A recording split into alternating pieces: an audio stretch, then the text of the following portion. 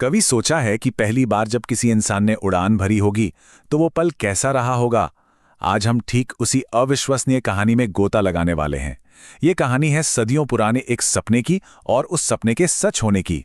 सदियों से जब भी किसी ने आसमान में आज़ादी से उड़ते पंछियों को देखा होगा तो मन में यही सवाल आया होगा, क्या हम भी ऐसा कर सकते हैं। ये जो उड़ने की चाहत है ना, ये लगभग हर सभ्यता की कहानियों में मिलती है और यहीं से हमारी आज की बात शुरू होती है। हाँ, ये कोई आज का नया सपना नहीं है, बहुत बहुत पुराना है। सोचिए, ग्रीस की कहानियों में इकारिस की कहानी हो या फिर अपने यहाँ पुष्पक विमान की, इंसानों ने हमेशा से ही आसमान को छूने की कल्पना की है। ये एक ऐसी इच्छा है जिसका कोई समय या सरहद नहीं है। तो चलिए इस कहानी के बिल्कुल शुरुआत में चलते हैं और देखते हैं कि ये उड़ने का ख्याल आखिर आया कहाँ से। देखिए, हवाई जहाज का बनना कोई एक दिन का या कोई एक जादुई पल का काम नहीं था। ऐसा नहीं हुआ कि किसी ने कहा यूरेका और हवाई जहाज बन गया। नहीं, ये तो सदियों के छोटे छोटे प्रयोगों, कई असफलताओं और कुछ जीतों को मिलाकर बनी एक लंबी कहानी है जिसमें कई लोगों ने अपना हिस्सा डाला। अब कहानी उस मोड़ पर आती है जहां यह सपना हकीकत की तरफ बढ़ने लगा था। चलिए उन शुरुआती लोगों से मिलते हैं जिन्होंने सिर्फ सोचा नहीं बल्कि कोशिश भी की। इस सफर की रफ्तार को देखिए। 15वीं सदी में डाविंची उड़ने वाली मशीनों के बस डिजाइन बना रहे थे कागज पर, और फिर सदियां गुजर गईं। 19वीं सदी आते आते ओटो लिलियंथल जैसे लोग सच में ग्लाइडर लेकर हवा में उड़ रहे थे। मतलब हर एक कदम एक जरूरी सबक था।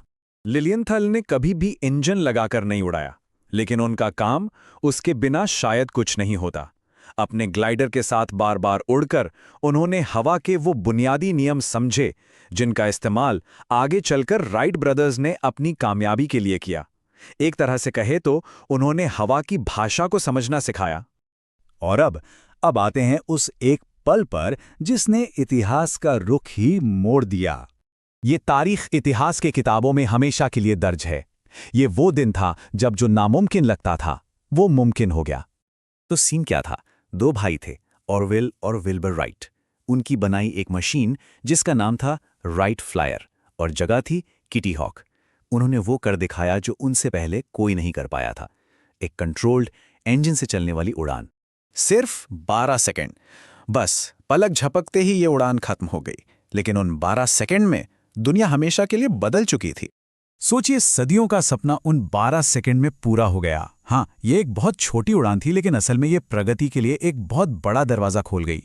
राइट ब्रदर्स की उस कामयाबी के बाद जो हुआ ना, उसकी रफ्तार हैरान करने वाली थी। मानो विमानन का विकास रॉकेट की स्पीड से हुआ। चलिए देखते हैं कि उस एक उड़ान के बाद दुनिया कितनी तेजी से बदली।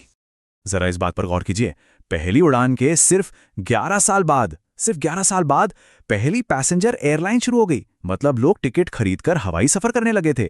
इससे पता चलता है कि एक बार दरवाजा खुल जाए तो तरक्की कितनी तेज हो सकती है। हाँ, ये एक कड़वा सच है, लेकिन युद्धों ने भी हवाई जहाज़ों की टेक्नोलॉजी को बहुत तेजी से आगे बढ़ाया। वर्ल्ड वॉर के दौरान हवाई जहाज़ों को बहुत बड़े पैमाने पर बनाया गया, जिससे उनकी स्पीड, ताकत और रेंज में जबरदस्त इजाफा हुआ। और आज हम कहाँ खड़े हैं?